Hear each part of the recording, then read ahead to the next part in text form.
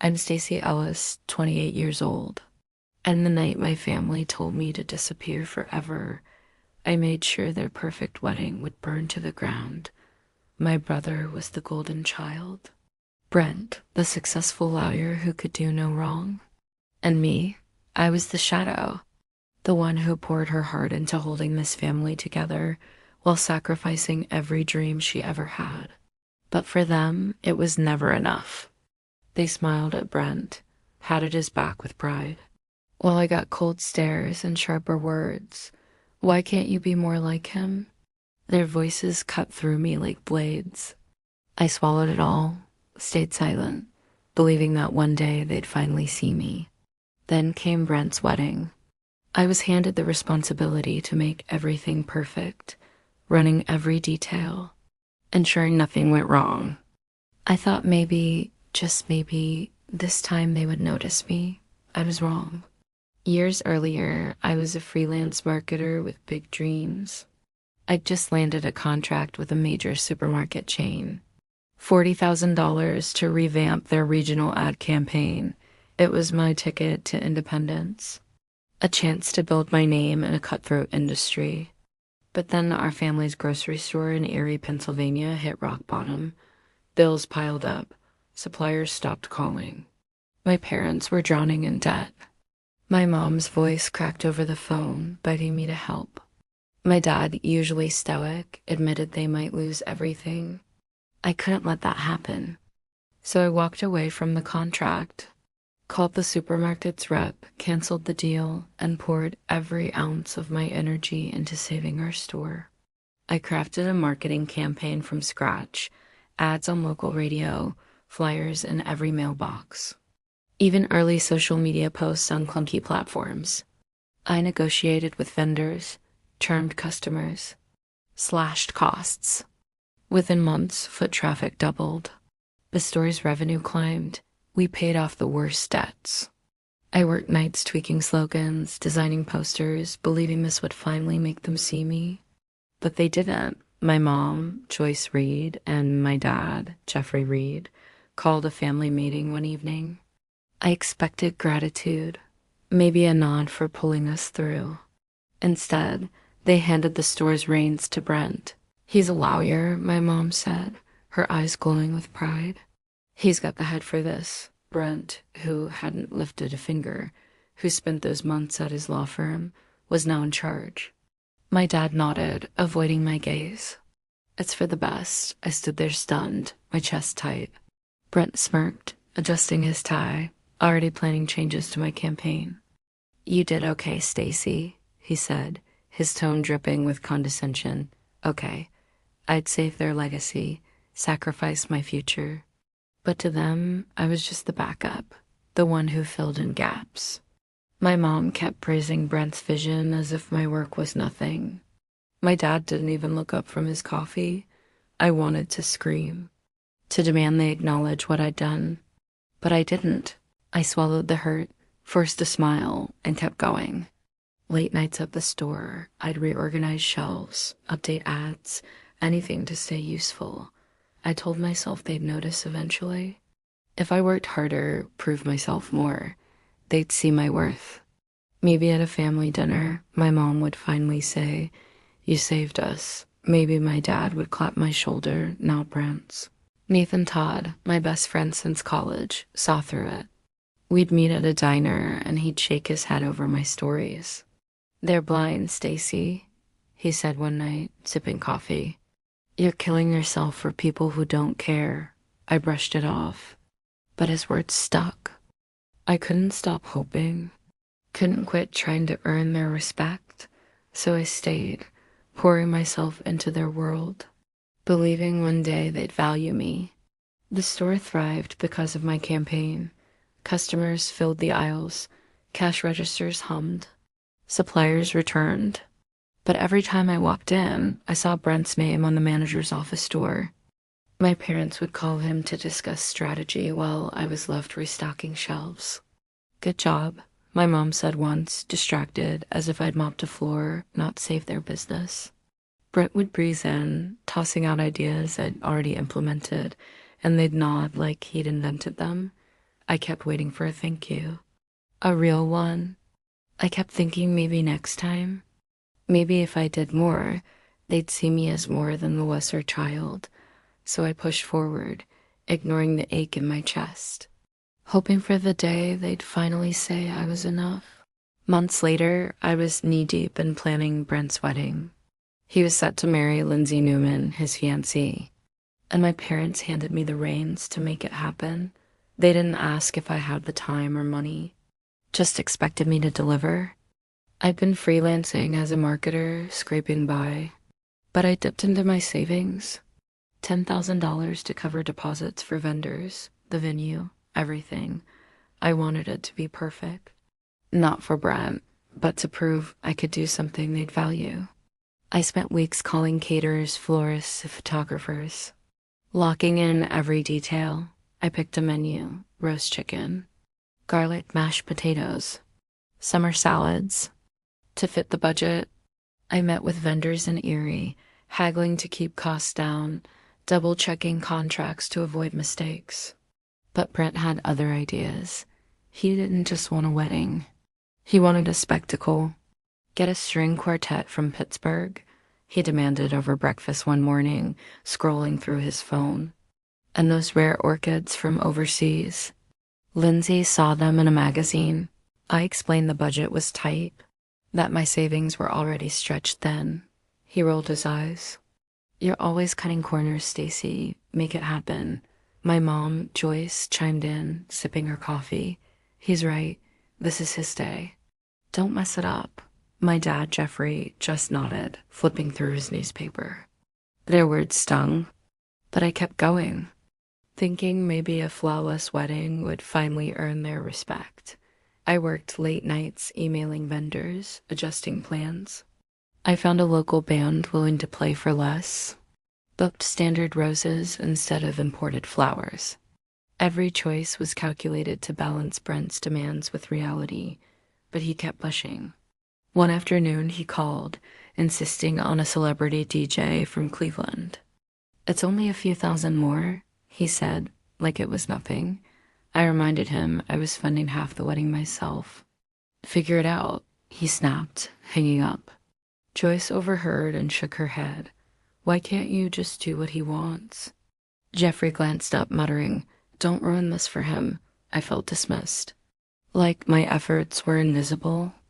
I'd spent hours coordinating, sacrificing my own projects to make their vision work, yet every step they criticized. At a family lunch, Joyce pointed out a typo in the invitation draft I'd shown her. Careless, she said, tossing it aside. Brent smirked, adding, Typical Stacy. I wanted to snap back, to tell them how much I was carrying, but I bit my tongue. I kept tweaking the seating chart, confirming deliveries, hoping they'd see the work behind it. Nathan noticed the toll it was taking. We met at a coffee shop in Erie one evening, and I vented about Brent's endless demands. He wants a custom ice sculpture now, I said, exhausted. Nathan leaned forward, his voice firm. Stacy, you're bending over backward for people who don't appreciate you. Stand up for yourself. I shrugged, stirring my coffee. If I pull this off, maybe they'll finally see me. He shook his head, unconvinced. They won't. You're worth more than their approval. But I couldn't stop. I kept at it. Calling the venue daily, ensuring the linens were perfect, the cake ordered.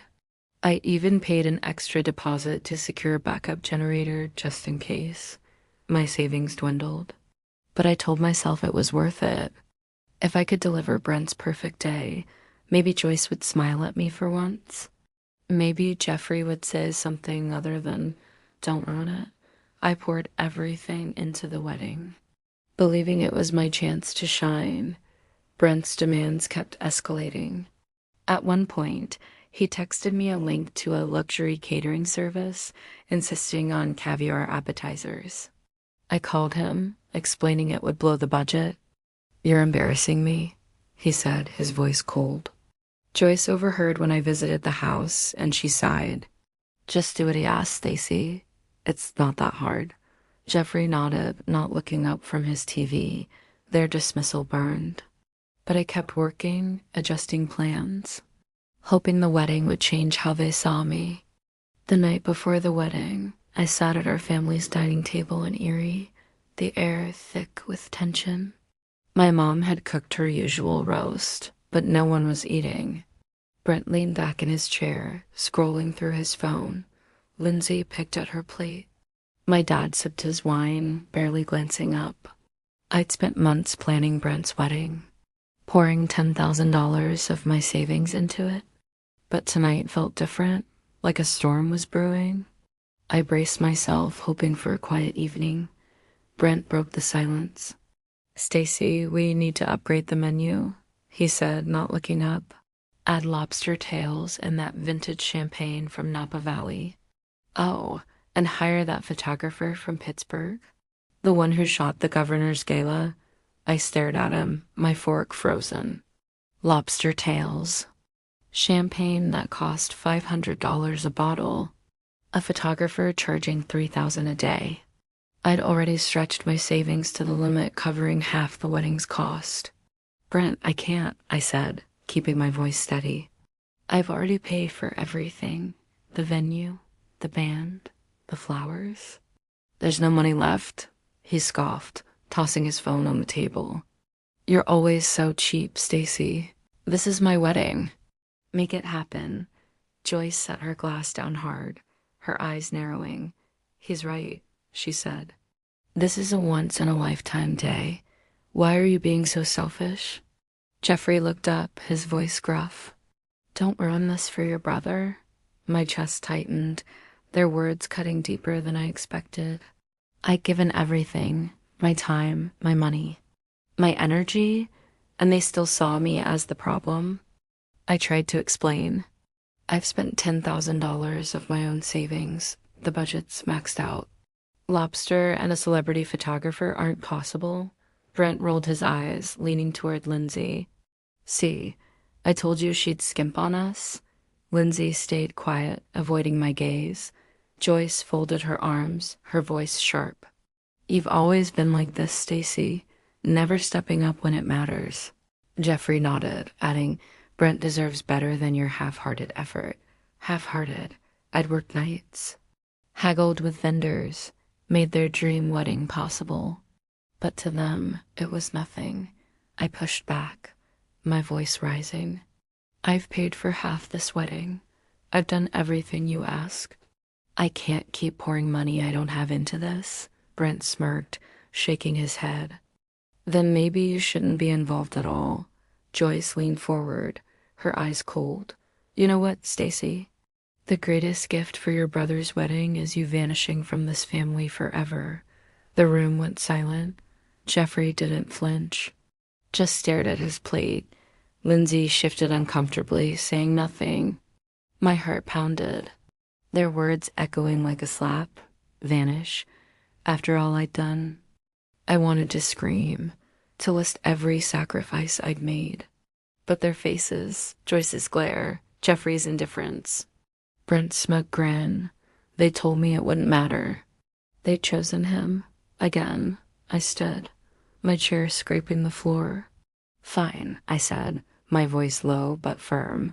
"If that's what you want." I grabbed my purse, my keys jangling in my hand. Joyce called after me, "Don't make a scene, Stacy." But I was done listening. I walked out, the door slamming behind me, the sound sharp and final. Outside, the cold, eerie air hit my face, but I felt a fire inside. I'd given them everything, my savings, my time, my hope, and they'd thrown it back in my face. Sitting in my car, I gripped the steering wheel, my mind racing. They wanted me gone, fine, but I wasn't going to fade quietly. I'd spent months building their perfect day, only to be told I was the problem. No more. I wasn't sure what I'd do next. But one thing was clear. I was done being their doormat. I started the engine, my resolve hardening. Tomorrow, they'd see what happened when I stopped carrying their weight. The next morning, I woke up with their words still burning in my ears. I sat on my bed, staring at my phone. My savings account app open, $10,000, my entire nest egg, tied up in deposits for Brent's wedding, caterers, florists, the band, all paid from my pocket to make their day perfect.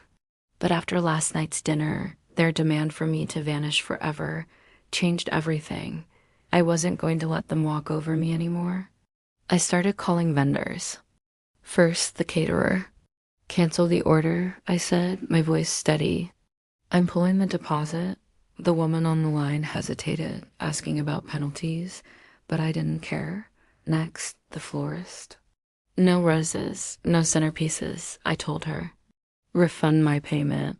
The band was last. They'd already cashed my check. But I demanded a chargeback.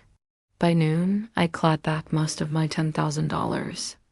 Leaving the wedding stripped bare, no flowers, no music, no food. I didn't feel guilt, only resolve. They wanted me out. I'd give them a wedding they'd never forget. By afternoon, chaos erupted at the venue. Guests arrived to empty tables. No band playing, no bouquets in sight. Lindsay, Brent's fiancée, stood in her gown, stunned, as relatives whispered in confusion. Brent, red-faced, yelled at the venue staff who had no answers. Joyce called me, her voice shrill through my voicemail. "Stacy, what have you done? You've ruined everything." Jeffrey left a message too, his tone cold. "You're a disgrace to this family." I didn't call back. Their accusations didn't faze me. I'd heard enough. That evening, Brent took to an online forum, a local eerie message board buzzing with gossip. "My sister sabotaged my wedding," he posted, his words dripping with venom. "She is jealous, spiteful, and ruined the best day of my life." He painted me as the villain, claiming I deliberately tanked his big moment. Comments piled up, some from neighbors I'd known for years, calling me selfish, unhinged. Joyce chimed in, replying to Brent's post. "She's always been trouble." Jeffrey didn't post, but I knew he agreed. Their lies spread like wildfire. Twisting the truth to save face, I sat in my apartment reading the posts, my stomach churning. Part of me wanted to fire back, to expose how I'd funded half their dream wedding, how they demanded more than I could give. But what was the point? They'd never admit they were wrong. Instead, I opened my laptop and started searching for apartments in Asheville, North Carolina. I'd visited once, loved the quiet mountains, the fresh start it promised. Erie held nothing for me anymore, just a family that saw me as disposable. I made a call to a realtor asking about rentals. "Something small," I said. "I'm starting over." Nathan stopped by that night, his face grim.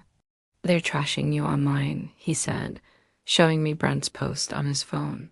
"You okay?" I nodded, though my hands shook. "I'm done with them," I told him. He didn't push, just sat with me as I packed a few boxes, closed books, my laptop. "You're stronger than they know," he said before leaving. His words stayed with me, a small anchor in the storm. By midnight, I'd booked a one-way bus ticket to Asheville for the next week. The wedding's collapse was on them. They pushed me too far. Joyce's voicemail played again in my mind, her voice blaming me for their embarrassment. Jeffrey's cold tone echoed, labeling me a disgrace. Brent's post, with its lies, stung worst of all. But I wasn't staying to fight their narrative. I'd given them everything. My money, my effort, my hope, and they'd thrown it away. Now I was choosing myself. Weeks after the chaos, I stood in my small, eerie office, packing up the last of my things. I'd built a modest freelance marketing business over the years, a side hustle that brought in just enough to keep me afloat. It wasn't much. Just a rented room with a desk, a computer, and a few client files, but it was mine. I decided to sell it. A local agency offered $25,000 for my client list and contracts. I signed the papers without hesitation, the pen steady in my hand. That money, plus the $10,000 I pulled back from the wedding, was my ticket out. I also made a harder call. For years, I'd poured myself into my family's grocery store, First with the marketing campaign that saved it, then with a $5,000 investment from my savings to keep it running. I'd managed inventory, negotiated with suppliers, kept the books balanced. But after their betrayal, I was done. I contacted the bank and withdrew my investment. Every cent. I didn't call Joyce or Jeffrey to warn them. They'd made their choice when they told me to vanish. Without my money and management, the store's cracks, ones I'd patched for years, would split wide open. By the end of the month, I was on a bus to Asheville, North Carolina. My belongings fit in 2 suitcases, clothes, a laptop, a few books. The mountains loomed outside the window, their quiet promise pulling me forward. I'd rented a small apartment downtown, nothing fancy. Just a 1-bedroom with a view of the Blue Ridge Peaks. The first night, I sat on the bare floor eating takeout, feeling lighter than I had in years. Erie was behind me, Joyce, Jeffrey, Brent, and their venom too. The family store didn't last long after I left. Nathan texted me updates, his messages blunt. Suppliers stopped delivering when payment stalled. Customers dwindled, turned off by empty shelves. Brent, who'd been handed the reins, fumbled every decision. Joyce tried to step in, but she couldn't handle the logistics I'd managed. Jeffrey just retreated, blaming everyone else. Within weeks, the store declared bankruptcy. Its doors locked for good. Nathan wrote, "They're falling apart without you." I didn't reply. Their failure wasn't my burden anymore. In Asheville, I started over. I took freelance marketing jobs, small gigs for local shops, crafting ads for coffee roasters and boutiques. The work was steady, my skills sharp from years of hustling. I kept to myself at first, weary of new faces. But the city's warmth pulled me in. One morning, I wandered into a bakery downtown, drawn by the smell of fresh bread. Shirley Bennett, the bakery owner, greeted me with a wide smile. She was in her 50s. Her apron dusted with flour, her laugh loud enough to fill the room. "You look new around here," she said, sliding a free scone across the counter. We got to talking. I told her I'd just moved, leaving out the messy details. Shirley didn't pry, just shared stories of her own. How she'd started the bakery after a divorce, rebuilding from scratch. "Takes guts to start over," she said, her eyes kind. She invited me to a local business meet, introducing me to shop owners who needed marketing help. I landed 2 clients that week, thanks to her. Shirley became a regular part of my days. Coffee at her bakery, chats about life, her steady presence grounding me. I didn't hear from Joyce or Jeffrey. Brent sent one angry email, accusing me of tanking the family business. "You're selfish," he wrote, as if I hadn't kept it alive for years. I deleted it without responding. Lindsay stayed silent, probably caught in Brent's orbit. I thought about Nathan's words from Erie. "You're stronger than they know." He was right. In Asheville, I wasn't the shadow I'd been in Erie. I was building something new. Clients, connections, a life that felt mine. One evening, Shirley invited me to her bakery after hours. We sat with mugs of tea, the smell of cinnamon rolls lingering. "You seem different," she said. "Settling in?"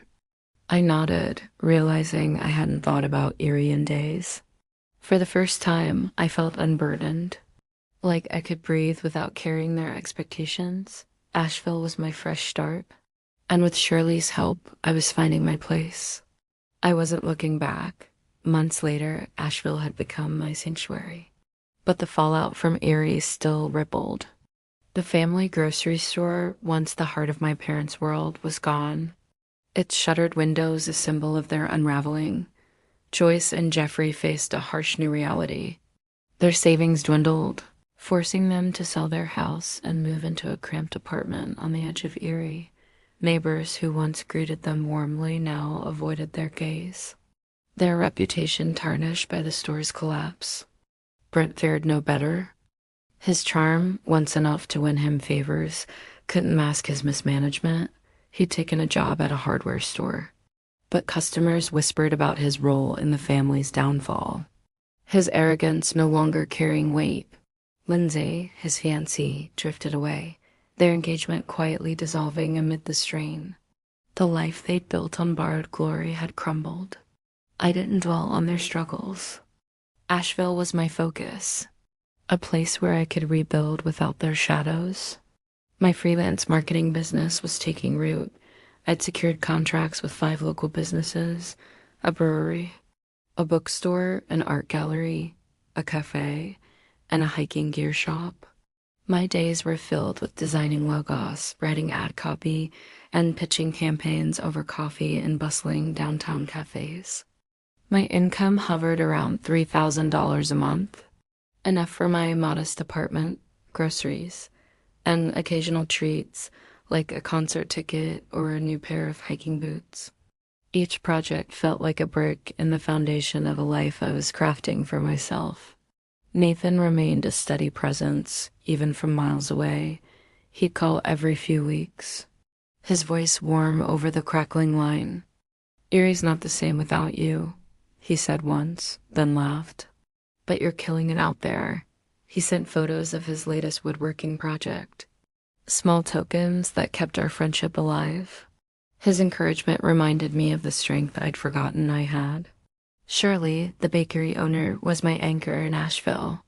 Her shop, with its cozy wooden tables and scent of fresh pastries, was where I'd brainstorm ideas or unwind after long days. She'd slip me a free muffin, saying, "Fuel for the grind." Her belief in me, uncomplicated, unwavering, helped me see myself as more than the daughter who'd never been enough. Then came Joyce's letter. It arrived one crisp morning, her handwriting shaky on the envelope. She claimed she'd been diagnosed with a serious illness, begging me to return to Erie to help her and Jeffrey rebuild. The words were heavy with guilt, painting me as the key to their salvation. I read it twice, my stomach tight. Shirley, wiping down her counter, saw my face and asked what was wrong. I handed her the letter. She scanned it, her brow furrowing. "This smells like manipulation," she said, tossing it aside. "People don't change overnight." Her bluntness cut through my doubt. I'd seen Joyce's tactics before. Using pity to pull strings. Nathan, when I called him, agreed. "She's trying to drag you back," he said. "Don't fall for it." I didn't. I wrote one reply, short and final. "I wish you well, but I'm not coming back." I mailed it and blocked their numbers. Cutting them off wasn't easy. Part of me still ached for the family I'd wanted them to be, but I knew staying tethered to their chaos would only erode the peace I'd found. Shirley nodded when I told her, eyes proud. "You're choosing you," she said, pouring me coffee. "That's the hardest, bravest thing." Nathan echoed her in his next call, saying, "You're free now. Don't look back." Their support, steady and real, gave me the courage to let go. In Asheville, I was building more than a career. I joined a local hiking group, trekking trails like Black Balsam Knob, where the mountains stretched endless and wild. I started painting again, a hobby I'd abandoned in Erie, filling sketchbooks with watercolor landscapes. My apartment became a home, plants on the windowsill, a rug from a local market, a shelf of books I actually had time to read. I landed a big contract with a regional tourism board, a 6-month campaign that doubled my income. The work was challenging, but every late night spent tweaking slogans felt like proof of my worth. One evening at Shirley's bakery, I sat with her and a few of her regulars, laughing over stories of Asheville's quirky festivals. A client stopped by, thanking me for a campaign that had boosted his shop's foot traffic. I smiled, feeling a warmth I hadn't known in Erie. The lesson was sinking in. My value wasn't tied to what I did for Joyce, Jeffrey, or Brent. It was in the life I was creating. The clients who trusted me, the friends who lifted me, the quiet moments where I felt whole. Asheville wasn't just a fresh start. It was where I learned to stand tall, not for anyone else, but for myself.